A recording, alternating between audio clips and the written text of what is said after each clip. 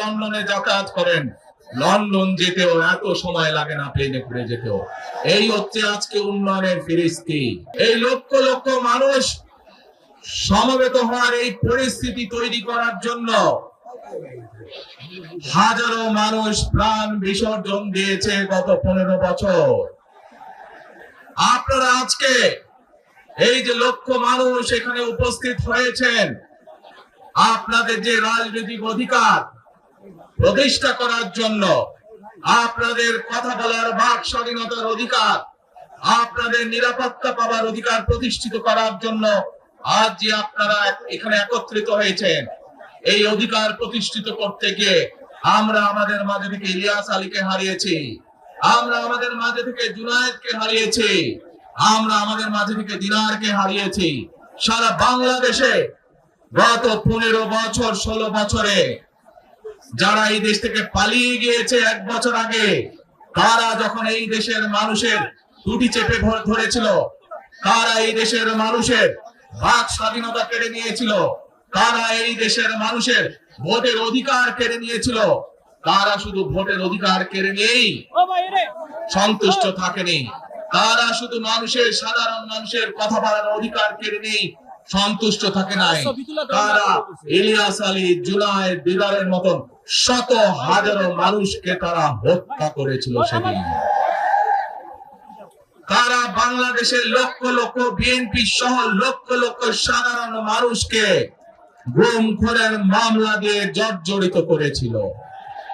প্রিয় ভাই বোনেরা, আমরা দেখেছি বিগত 15-16 বছরে উন্নয়নের নাম করে কিভাবে দেশের মানুষের সম্পদ লুটপাট করে বিদেশে পাচার করে দেওয়া হয়েছে।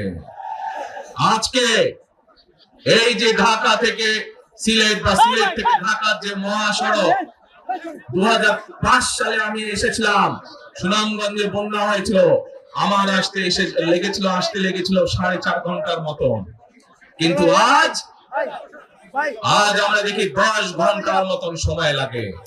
সিলেটের এই পুণ্যভূমির মানুষ, বহু মানুষ আছেন যারা লন্ডনে যাতায়াত করেন, লন্ডন যেতেও এত সময় লাগে না প্লেনে করে যেতেও।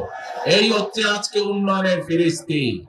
প্রিয় ভাই বোনেরা, গত 15-16 বছরে আমরা দেখেছি কিভাবে একের পর এক নির্বাচনে ব্যালট বাক্স ছিনতাই হয়েছে, কিভাবে আমিন নির্বাচন হয়েছে, কিভাবে নিশি রাতের নির্বাচন হয়েছে, এবং এই নির্বাচনগুলোর মাধ্যমে, তথাকথিত নির্বাচনের মাধ্যমে বাংলাদেশের মানুষের ভোটের অধিকার তথা রাজনৈতিক অধিকারকে কেড়ে নেওয়া হয়েছিল।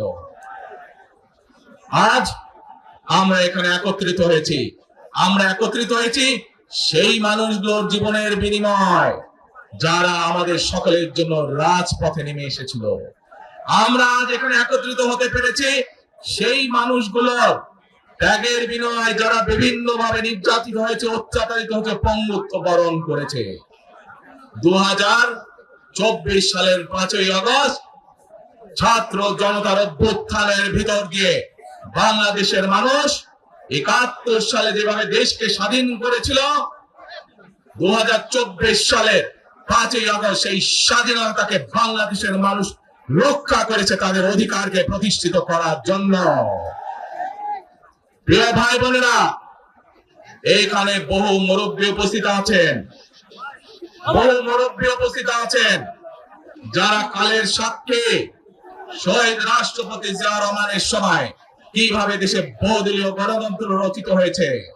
বহু ভাই বোনেরা এখানে উপস্থিত আছেন, যারা কালের সাক্ষী দেশ নেত্রী খালেদা জিয়ার সময় কিভাবে দেশে সংসদীয় গণতন্ত্রের ভিত্তি রচনা করা হয়েছিল।